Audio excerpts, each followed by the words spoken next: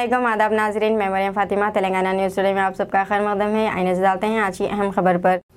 मैं नीतीश जी का, तेजस्वी जी का और सभी जो गणमान्य नेता उनके साथ आए हैं उनका तहे दिल से शुक्रिया अदा करता हूं।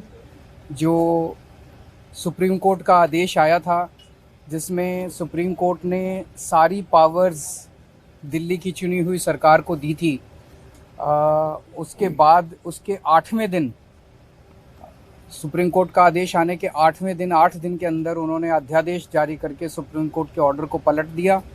चुनी हुई सरकार की सारी शक्तियां छीन ली, सरकार को बिल्कुल पंगु बना दिया और सारी ताकत एलजी को दे दी कि अब एलजी दिल्ली चलाएंगे।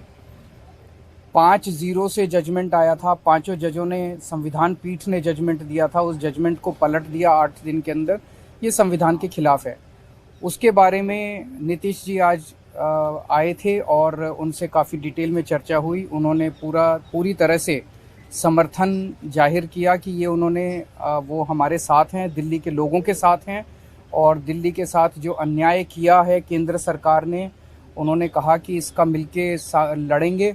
और मैंने उनसे निवेदन किया, अभी वो पूरे देश के अंदर विपक्ष को एकत्रित करने में जुड़े हुए हैं। मैंने उनसे निवेदन किया कि अगर सारा विपक्ष इकट्ठा हो जाता है, नॉन बीजेपी सारी पार्टियां इकट्ठी हो जाती हैं, तो एक तरह से राज्यसभा के अंदर अगर ये इसको बिल के रूप में लेके आते हैं तो इसको बिल के रूप में हराया जा सकता है राज्यसभा के अंदर।